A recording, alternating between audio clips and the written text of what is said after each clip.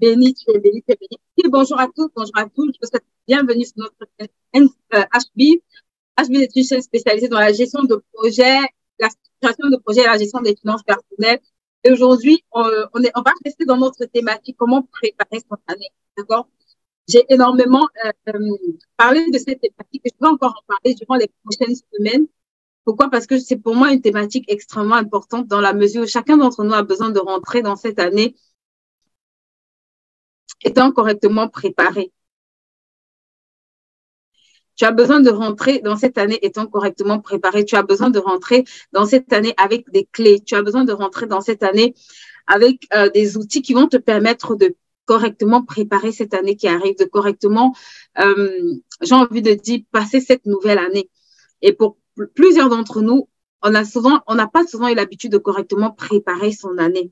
C'est pour ça que cette année, j'ai vraiment eu à cœur de m'attarder sur cette thématique avant que tu n'entres dans ton année 2023, avant que ton année 2023 ne commence, femme ou homme. Je veux que tu puisses prendre conscience de l'importance de la préparation d'une année. Si tu veux vivre une année victorieuse, si tu veux vivre une année de qualité, si tu veux vivre une année de succès, ce n'est pas le fruit du hasard. Tu dois t'asseoir et tu dois faire un travail.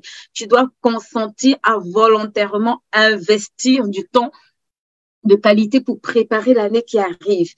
Et je me suis rendu compte très souvent que une bonne partie d'entre nous, avant de commencer l'année, il y a une étape qu'on saute, d'accord? Et c'est ça qu'on va voir aujourd'hui. On va recommencer un peu par l'étape préliminaire avant d'entrer vraiment dans la préparation de l'année à proprement parler. Qu'est-ce que je dois faire? Qu'est-ce qu'il est important que je mette en place? Qu'est-ce qu'il est important que je comprenne?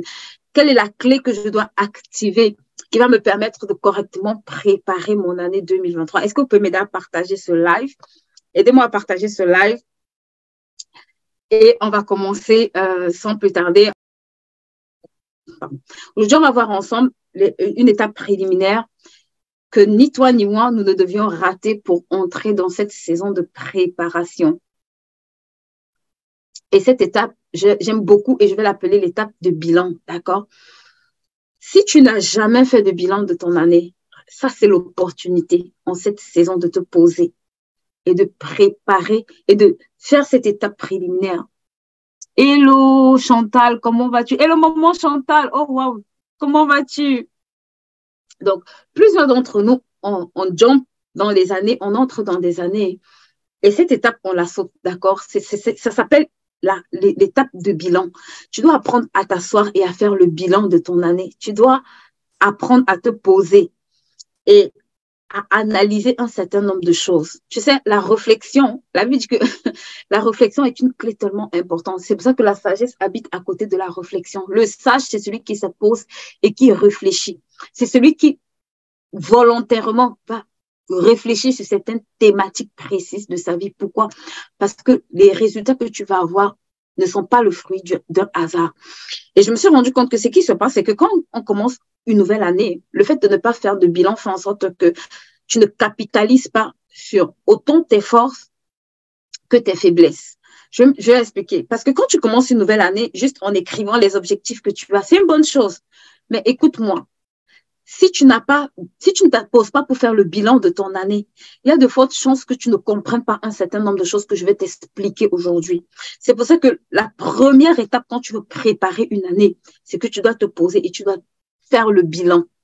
Le bilan, ce n'est pas pour t'ennuyer. Le bilan, ce n'est pas pour passer du temps à juste examiner le nombre de choses que tu as fait. Le bilan, c'est là où tu vas aller t'asseoir et observer un certain nombre de choses qui s'est passé dans ton année 2022. Tu vas observer un certain nombre de comportements, tu vas observer un certain nombre de manquements et tu vas aussi observer un certain nombre de forces, d'accord, sur lesquelles tu dois pouvoir travailler consciemment. Mais ce dont je me suis rendu compte, c'est que quand l'année commence, on prend tous le stylo, on écrit, on fait une liste de choses, ce qui n'est pas mauvais. Mais cette liste de choses, on oublie qu'il y a des choses qu'on a commencé à faire. On oublie que ce n'est que la continuité d'un travail qui a déjà commencé. On oublie que avant de se concentrer à écrire de nouvelles choses, il y a déjà eu des choses où on était censé avant commencer à travailler sur ces choses-là. Est-ce que vous pouvez m'aider à partager cela? Merci à toutes les mamans qui partagent, que Dieu vous bénisse. Merci beaucoup à toutes les mamans qui partagent, d'accord? Aidez-moi à partager encore. Il y a une femme qui doit comprendre le message que je dois dire aujourd'hui. Aujourd'hui, j'ai beaucoup de clés, ou quelques clés à vous donner et vous devez vraiment appliquer ces clés-là. Donc, la première étape qu'on va voir ensemble, c'est tu dois apprendre à faire le bilan. Et dans le bilan, qu'est-ce qui est important, qu'est-ce qui n'est pas important? Parce que souvent, on s'attarde sur le bilan à faire tout et n'importe quoi. Ce qui est important dans le bilan, c'est que tu dois pouvoir sortir de ce bilan en te demandant quels sont les résultats que j'ai eus. D'accord? Que ce soit dans ta vie spirituelle, familiale, financière, ainsi de suite, tu dois te demander quels sont les résultats que j'ai eus et pourquoi j'ai obtenu ces résultats. Est-ce que c'était les résultats que j'avais prévus à atteindre? Est-ce que c'est les résultats que j'ai voulu atteindre? Et qu'est-ce qui m'a empêché ou permis de faire plus que ces résultats? Parce que dans d'autres cas, il y a des résultats que vous allez surpasser et dans d'autres cas, il y a des résultats que vous n'allez pas atteindre. Ce qui est extraordinaire avec cet exercice, c'est qu'une fois que tu as commencé à prendre conscience d'un certain nombre de choses que tu as fait, tu peux capitaliser sur ces choses-là pour pouvoir aller plus loin, pour pouvoir accélérer les choses en 2023. Mais si tu ne sais pas, sur l'année 2022, quelles ont été tes forces, quels sont tes challenges, qu'est-ce que tu as bien fait, qu'est-ce que tu as mal fait. Tu vas entrer dans l'année 2023 en traînant des challenges que tu ignores, en ayant des forces que tu ignores. Toute force que tu ignores est une potentielle faiblesse. Laisse-moi te dire ça.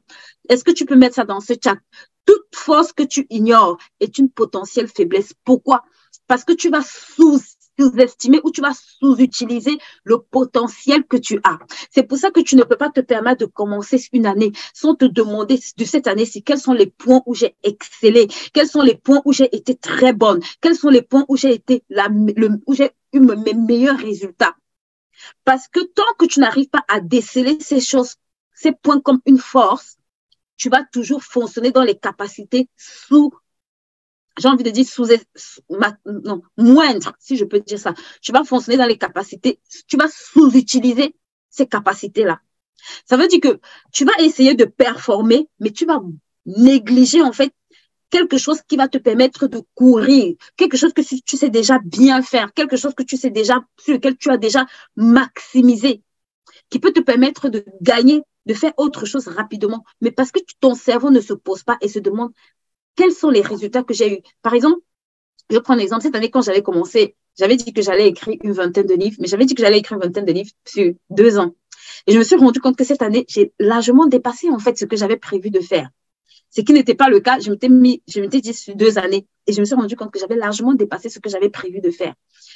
Mais regardez, l'analyse que j'ai faite m'a permis de comprendre quelque chose d'extraordinaire. M'a permis de comprendre que, en réalité, mon objectif, j'avais mis mon objectif sur un temps très long, c'est vrai, mais ça m'a permis de comprendre en fait que derrière, j'avais des clés en fait pour gagner davantage de temps. J'avais développé des mécanismes et dont je ne me rendais pas compte, qui me permettaient de gagner plus de temps, d'être davantage productive. Et c'est une force que je n'avais pas vue. Mais à partir du moment où j'ai pris conscience que c'est une force et que je peux m'appuyer sur cette force-là, ça m'a permis de redéfinir un certain nombre d'objectifs pour 2023. C'est pour ça que tu dois t'asseoir et tu dois faire le bilan. Et hello, Angildas, comment vas-tu? C'est pour ça que tu dois t'asseoir et faire le bilan, d'accord? Parce qu'il y a des choses que tu sais très bien faire. Mais le danger, comme on va dire, du bon, c'est le meilleur. C'est que quand on est très bon dans quelque chose, on ne cherche pas à exceller. Ça veut dire aller à une autre dimension. Et beaucoup de gens tombent dans ce piège quand ils préparent leur année. Ça veut dire, je sais déjà vendre. Mais non, quel résultat j'ai eu en termes de vente? Pourquoi j'ai eu ces résultats? Qu'est-ce que j'ai mis en place? Et maintenant, tu vas aller capitaliser ça sur l'année 2023 parce que tu as pu atteindre ou surpasser cet objectif. Ton année 2023, tu vas mettre ensemble ces clés et surperformer. Ou alors, j'ai envie de dire, et accélérer les choses. Tu dois t'asseoir et faire ce travail. D'accord. Et comme on est dans la rubrique livre, je vais vous parler justement de quelques questions que vous avez dans ce planificateur qui est le journal de préparation de l'année. D'accord. Et vous avez quelques éléments qui vont vous aider à faire ce travail-là.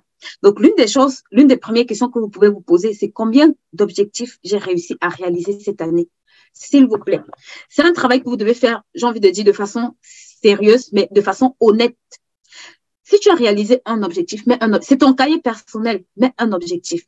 Pourquoi? Parce que si tu avais prévu 10 objectifs et que tu as réalisé un objectif, ça veut dire que, OK, tu as 1 sur 10. Mais le problème, ce n'est pas 1 sur 10. Le problème, c'est de comprendre ce que je n'ai pas pu faire pour corriger ce que je dois faire. Est-ce que cette année, tu peux dire, j'ai réalisé 5 objectifs, j'ai réalisé 10 objectifs. Sur les 20 objectifs que j'avais, j'ai réalisé 15 objectifs. Si tu n'es pas capable de chiffrer le nombre d'objectifs que tu as atteints cette année, il y a un problème. Parce que tout ce que tu ne peux pas mesurer, tu ne peux pas l'améliorer. Ça veut dire que ton année 2023 va commencer, mais ça va commencer avec sans que tu n'aies une unité de mesure. Et tout ce que tu ne peux pas mesurer, tu ne peux pas le performer, tu ne peux pas l'améliorer. Tout ce que je ne peux pas mesurer je ne peux pas l'améliorer en fait. C'est pour ça que quand tu vas dire à quelqu'un, ah oui, cette année, c'était une bonne année. Pourquoi?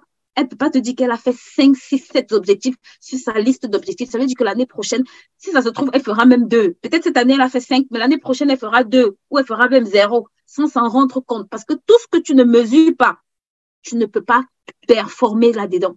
Regardez, je vais vous prendre un exemple.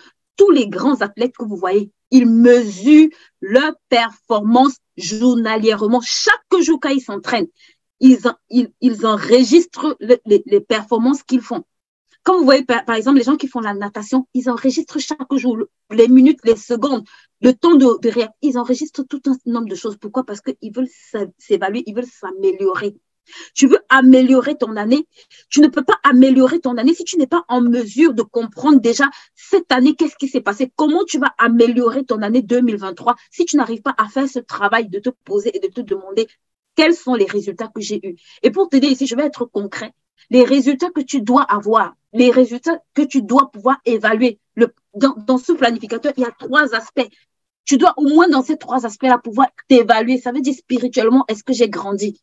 Est-ce que je connais plus de livres de la Bible? Est-ce que je lis plus la Bible? Est-ce que je médite plus? Est-ce que je prie plus? Est-ce que j'ai plus de révélations? Est-ce que j'ai plus d'intimité avec Dieu? Est-ce que j'obéis plus au Seigneur? Est-ce que je suis davantage sensible à ce que Dieu me dit? Est-ce que je mets en pratique?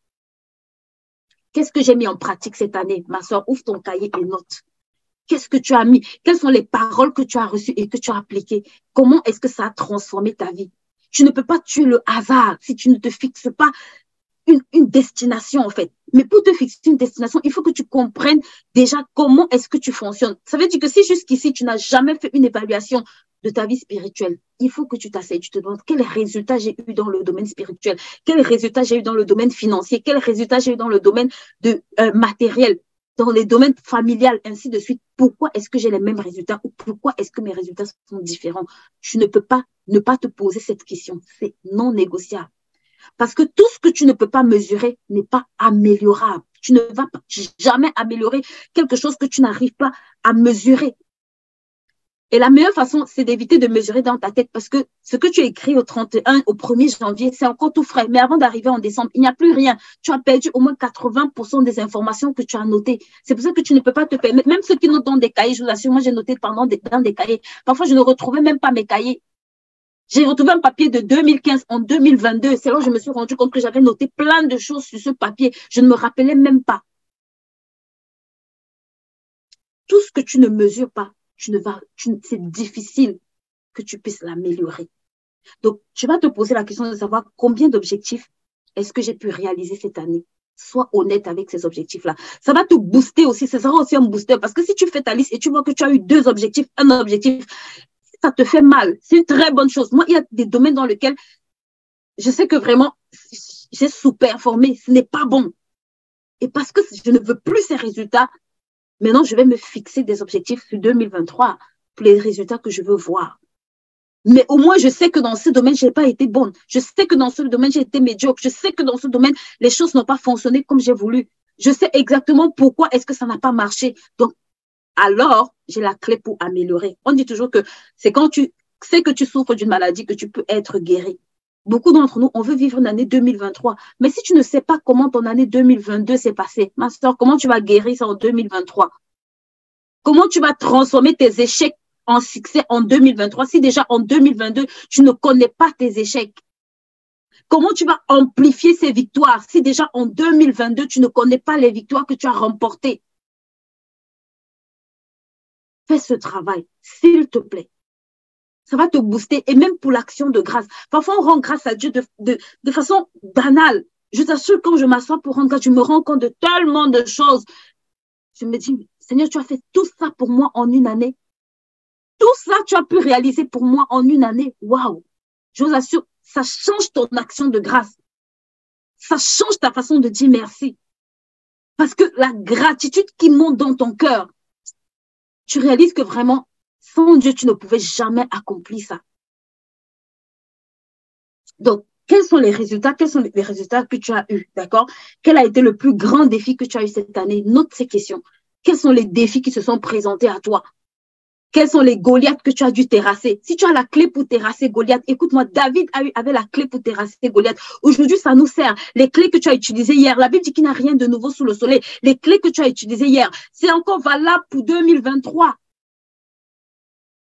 J'ai envie de dire, une des bénédictions, une des révélations que j'ai eues pour cette année, c'était d'activer l'hôtel des pères. Je vais vous parler un peu de l'hôtel des pères. Pour ceux qui sont dans mes groupes, qui sont en privé avec moi, ils ont un peu entendu parler de ça.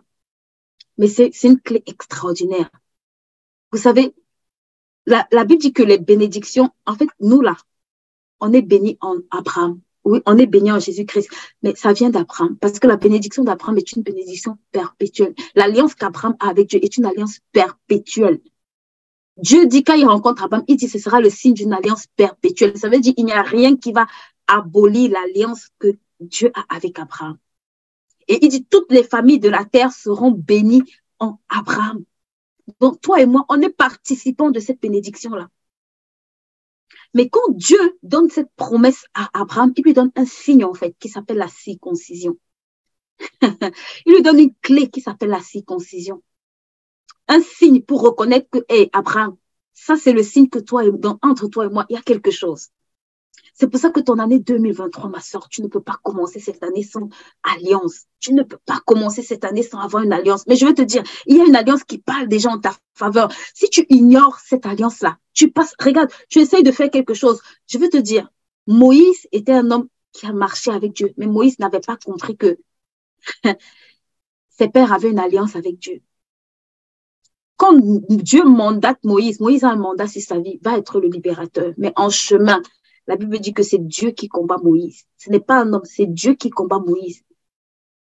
Qu'est-ce que Rebecca fait? Elle coupe le prépuce, en fait, qui était le signe de la circoncision que Dieu avait donné. Donc, lui, il avait grandi chez Pharaon. Chez Pharaon, il n'y avait pas de circoncision. Mais ce qu'il ignorait, c'est qu'il y avait, en tant qu'Israélite, il devait entrer dans cette bénédiction-là. Il devait fonctionner dans cette bénédiction-là. Parce que tous ceux qui n'avaient pas ce signe étaient considérés en fait comme des gens qui n'étaient pas juifs. L'alliance des pères. Dieu s'assoit, il te tire, il se positionne, il dit, je suis le Dieu d'Abraham, d'Isaac et de Jacob. Moïse, même si je t'ai parlé, même si je t'ai mandaté, même si tu as l'autorité, le pouvoir pour aller délivrer Israël, tu dois fonctionner dans l'alliance des pères. L'alliance des pères dit que tout mal là doit être circoncis. C'est valable à perpétuité. Moïse, quelque part, il manque quelque chose quelque part. Et je me suis rendu compte que, en fait, Dieu était en train de nous donner, on va dire, un message. Tu sais, aujourd'hui, beaucoup d'entre nous, on veut réaliser beaucoup de choses. Mais je veux te dire, il y a l'alliance des pères qui existe. C'est pas parce que Dieu t'a mandaté que son alliance n'est plus valable.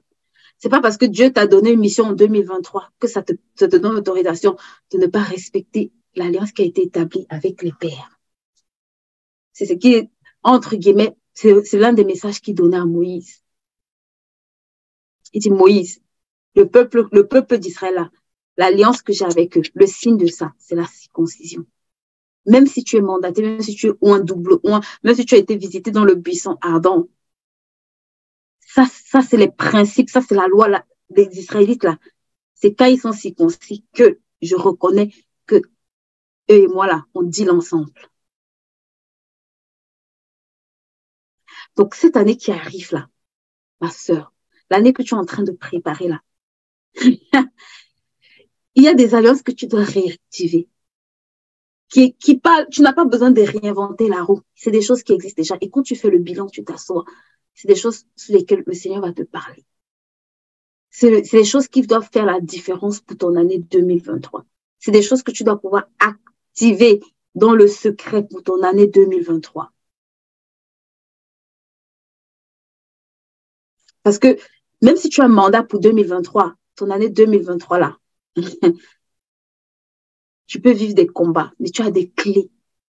C'est pour ça que toutes tes victoires de 2023, tu dois t'asseoir et les analyser. Tous tes échecs ou alors tes soi-disant échecs de 2023, tu dois t'asseoir pour les analyser. Qu'est-ce que j'ai bien fait, d'accord? Quelles sont mes réalisations? Quels sont mes grands défis? Quels sont les objectifs que j'ai réalisés? Qu'est-ce que je dois faire différemment cette année? Cette année, il y a des choses que tu dois changer. Cette année, il y a des choses que tu dois améliorer. Qu'est-ce que je dois changer?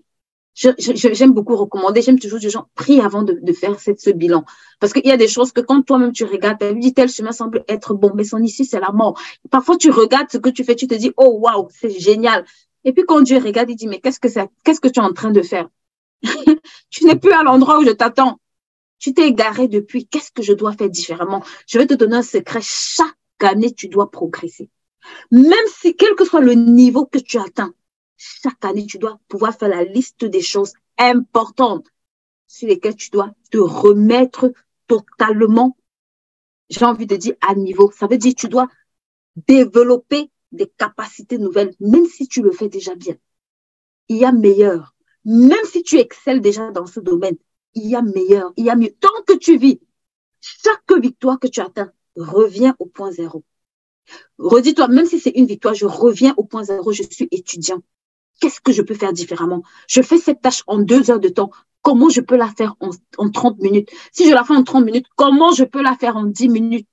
Comment je peux la déléguer? Comment tu dois t'améliorer? Qu'est-ce que je peux faire différemment? Surtout dans les domaines où vous n'avez pas de résultats. L'absence des résultats n'est pas toujours un échec, mais c'est toujours un message que tu dois corriger quelque chose. Je répète ce que j'ai dit, l'absence de résultats n'est pas toujours un échec, mais c'est surtout un message pour corriger les choses. Le problème, c'est que nous, on se borne, on s'entête parfois à faire la même chose, même quand ça ne fonctionne pas.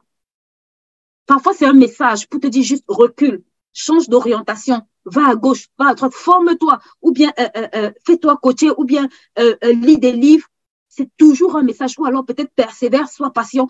Il y a toujours un message derrière l'absence de résultats. C'est pour ça que quand tu fais le bilan, ce n'est pas un problème.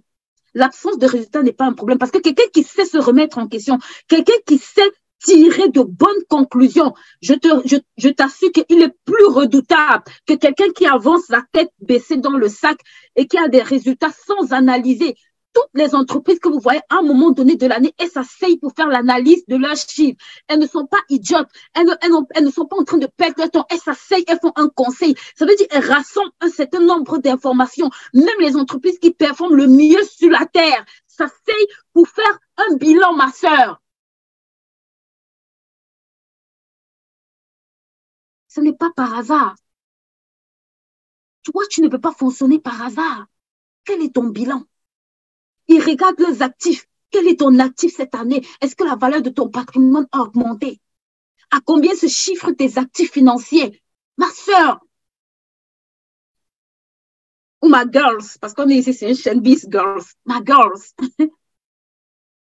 À combien se chiffrent tes actifs? Qu'est-ce qui est entré dans ton patrimoine cette année? Quelles sont les ressources que tu as créées cette année? Quelles sont les connexions que tu as créées cette année? Si tu ne fais pas ce bilan, tu vas fonctionner au hasard. Ce n'est pas parce que j'ai écrit que cette année, je veux avoir 10 sources de revenus. Si l'année dernière, tu as fait 0 source de revenus, le fait que tu dois créer 10 sources de revenus, ça veut dire que tu dois amplier fois 10 le travail que tu dois faire. Est-ce que tu as la capacité de le faire? Ça va te donner des indications qui sont extrêmement importantes. Donc, il faut que tu t'asseyes pour faire le bilan. Et quand tu fais le bilan, tu dois le faire sérieusement. D'accord? Donc, on fait le bilan de ce qui n'a pas marché. On fait le bilan aussi de ce qui marche. Quelles sont mes plus grandes victoires? Vous savez, quand une entreprise fait le bilan, elle regarde tout. Elle regarde les ressources humaines, elle regarde les finances, elle regarde de façon globale, elle check tout. En fait, toutes les portions de l'entreprise qui sont censés, en tout cas, faire fonctionner correctement cette entreprise. Donc, quand tu vas faire le bilan de ta vie, tu dois pouvoir checker les domaines. OK, j'ai une famille. Est-ce que dans cette famille, tout va bien? J'ai un business. Est-ce que dans ce business, tout va bien? J'ai des collaborateurs. Est-ce qu'avec mes collaborateurs, tout va bien? Tu dois pouvoir t'asseoir et faire ce bilan et te demander, OK, si mes collaborateurs, ça ne va pas, qu'est-ce que je dois changer dans mon comportement? On est souvent à même de vouloir que les autres changent, mais toi-même, tu dois changer aussi. Je disais encore à une tout à l'heure, s'il y a une chose que j'ai appris à faire, c'est me remettre en question énormément. Je suis tout le temps en train de me remettre en question. Ça ne veut pas dire que j'ai tout le temps tort, mais je cherche tout le temps à comprendre qu'est-ce que je dois faire, ou qu'est-ce que je ne fais pas bien, ou qu'est-ce que je peux améliorer. Et c'est des choses qui vont vraiment vous aider, right? C'est des choses qui vont vraiment vous aider. Donc, c'est le petit message que je voulais passer avec vous aujourd'hui. Et ce que je veux également que vous puissiez faire en fin de bilan, c'est que prenez le temps de vous évaluer, OK? Demandez-vous, est-ce que je suis satisfaite de mon année? Posez-vous cette question-là, est-ce que je suis satisfaite? Dans le nouvel, parce que j'ai amélioré cette version, vous avez une partie, d'accord, sur les questions de satisfaction que j'ai rajoutées. J'ai rajouté cette partie bilan-là dans le nouveau. Vous savez, cette partie satisfaction, en fait, que j'ai rajoutée. Pourquoi? Parce que je me suis rendu compte que il faut que vous appreniez à vous donner des notes. Il faut que vous appreniez à poser des notes, d'accord? À vous noter vous-même, à vous auto-évaluer. La Bible dit que celui qui s'examine, Paul dit de vous examiner. Donc, quand tu t'examines, à la fin de l'évaluation, quand tu fais une évaluation à l'école, tu dois pouvoir te donner une note. Si tu donnes la note de 5, c'est correct. Ça veut dire que tu as encore peut-être 5 sur lesquels tu dois travailler. Mais donnez-vous une note, j'ai envie de dire, objective. Parce que le but, c'est que tout le monde s'améliore. Moi, je m'améliore, vous vous améliorez. C'est pour ça qu'on fait le bilan. Donc, quand on va entrer dans l'année 2023, on va corriger les choses qui n'ont pas fonctionné et on va recevoir de nouvelles choses. Mais on va éviter de fonctionner au hasard. Et pour fonctionner au hasard, je vous en supplie, vous devez vous évaluer. L'évaluation est une clé importante. C'est pour ça que même à l'école, on fait des tests pour savoir si vous avez compris ce qu'on vous a donné. Donc, quand vous prenez le temps, c'est pas parce qu'il n'y a pas un professeur pour corriger votre copie.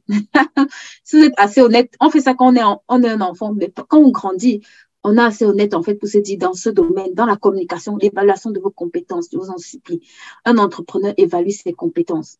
Un entrepreneur évalue son activité. Je pense que peut-être je reviendrai encore en profondeur. J'ai prévu faire une masterclass avant la fin de cette année. Et je veux vraiment revenir sur cette thématique encore peut-être une ou deux fois avant de la clôturer pour l'année 2023. Un entrepreneur fait une évaluation. Et là, j'atterris parce que ici, on est sur la chaîne où si on parle des entrepreneurs, des jeunes entrepreneurs qui structurent leur projet, je vous en supplie. Je vous en supplie, pour votre activité. Là, je parle maintenant côté business. Pour votre activité, vous devez pouvoir évaluer votre activité. D'accord? Il y a des éléments importants quand on évalue une activité, quand on arrive en fin d'année et qu'on veut faire une évaluation d'une activité. Il y a des éléments importants.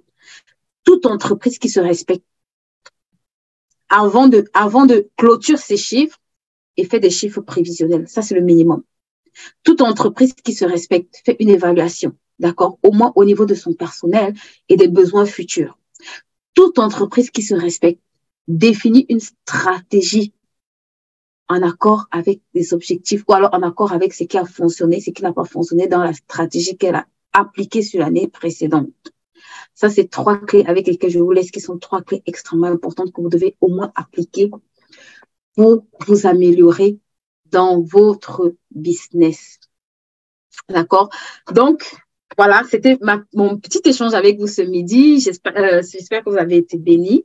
Donc, n'hésitez pas, voilà, ce planificateur, vous le savez déjà, beaucoup l'ont pris. J'ai énormément de retours. Je pense que je ferai peut-être un live témoignage pour vous parler des retours que j'ai. Je vous assure, j'étais au Tchad il n'y a pas longtemps. J'étais en région, dans les provinces ici en France. Ce petit outil. Quelqu'un m'a dit, Amélie, tu n'es pas consciente de ce que tu as mis dans ce livre. Si ce livre peut transformer ma vie comme ça, c'est que tu n'es pas consciente de ce que tu as mis là-dedans. Je vous assure que c'est pas moi qui le dis, mais je vois vraiment des résultats extraordinaires avec ce journal de préparation et aussi ce planificateur. Ça, c'est the best one. Les 120 jours, je vous assure, j'ai des témoignages des gens qui ont ouvert en même pas 3 mois, 3 entreprises. Je ne sais même pas si on l'a déjà posté sur ma chaîne, je prendrai le temps de vérifier. J'ai des chefs d'entreprise qui me disent que ce qu'ils n'ont pas réussi à faire en 6 mois, ils l'ont fait en 10 jours. Et quand j'ai dit aux gens que moi, c'était vraiment avec ce livre que vraiment une grande partie de ma vie a commencé à être basculée. Ils pensent que je rigole. Mais quand je vois ces résultats chez les autres, je me dis que plusieurs comprennent en fait l'importance, plusieurs comprennent ce que je suis en train de dire parce que beaucoup appliquent. En tout cas, une grande partie s'efforce à appliquer. Ce n'est pas facile au début, mais c'est possible. Je t'assure que si j'ai pu écrire 20 livres en une année, ça a joué un très grand rôle. Un très grand rôle dans ma productivité. J'ai envie de dire même c'est l'un des secrets de ma productivité. Et quand j'ai découvert ça, je me suis dit, oups, il y a plusieurs qui galèrent. Il faut que ça change. Donc, vraiment, j'ai envie de dire, faites-vous des bons cadeaux de Noël. Entrez dans cette année vraiment ayant fixé une destination que vous voulez atteindre et donnez-vous les clés, les moyens. Pratiquez ce que vous entendez et vraiment, moi j'aime le pratico-pratique parce que la théorie me fatigue. La théorie sans la pratique me fatigue parce que ça ne te donne aucun résultat. Asseyez-vous et travaillez avec ça. Vous allez venir me donner des témoignages. Je ne suis pas pressée. Voilà, Anne Gildas, elle dit ça m'aide. Voilà. Elle est au Cameroun et elle a pris son exemplaire. Asseyez-vous. Si vous travaillez sérieusement avec ça en 4 mois, je vous assure que ma plateforme sera débordée de témoignages. Je sais de quoi je parle. Je suis la preuve vivante que ça marche. Et je vois énormément de vies partout où je passe. Il y a des témoignages avec ce livre. Des témoignages de transformation. Je vous assure, c'est une femme qui m'a arrêtée. Elle m'a dit, je dois te faire le témoignage. Je me suis retenue, je dis, mais de quoi est-ce qu'elle parle? Elle me dit, je dois te faire le témoignage parce que ce livre-ci, j'étais à milieu de penser. Quand j'ai acheté, elle m'a dit, quand je l'ai acheté, je l'ai juste pris comme ça parce que je me suis dit, bon, c'est un outil. Je peux m'en servir. Mais elle m'a dit, j'étais à milieu de m'imaginer les résultats que je pouvais avoir juste en utilisant ce livre. Donc, tu n'as pas d'excuse pour que ton année 2023 soit différente. Vous pouvez nous contacter. Il est disponible sur la plateforme www.hpeace.store. On a un numéro WhatsApp. Vous pouvez nous contacter, nous écrire. Pour ceux qui sont en Europe, en France, en Amérique, on livre également, d'accord. Du côté du Canada aussi, j'ai des stocks maintenant. Du côté de la France également, on livre. Du côté de l'Afrique aussi, on a des stocks, d'accord. Donc, n'hésitez pas à nous contacter et on se fera un plaisir de vous envoyer votre exemplaire. Et je profite pour vous dire également qu'à partir de 2023, je vais organiser des masterclass gratuites. Là, je me remets en mode service. Donc là, je vais vraiment servir selon comment je serai conduit à le faire. Mais je vais faire des masterclass gratuites. Je ne sais pas encore à quelle fréquence. Donc, pour les personnes qui sont intéressées, d'accord, à suivre nos masterclass gratuitement, ceux qui me suivent savent que j'ai horreur de donner la même chose 2 fois parce que je pars du principe que si tu as enseigné quelque chose une fois, tu dois grandir. Tout ce qui ne croit pas meurt. Donc, on doit grandir. Je dois grandir. Et parce que je grandis, je tire aussi d'autres personnes avec moi. Donc, si j'ai pris l'engagement de le faire, je le ferai bien par la grâce de Dieu. Donc, ce ne sera pas une masterclass pour venir réchauffer ce que je vous ai déjà dit ou bien pour vous vendre spécialement quelque chose. Mais c'est surtout parce que j'ai eu à cœur, en fait, de me repositionner pour servir dans ces masterclass. Donc, voilà, pour les personnes que ça intéresse, n'hésitez pas, vous aurez le lien pour pouvoir intégrer le groupe.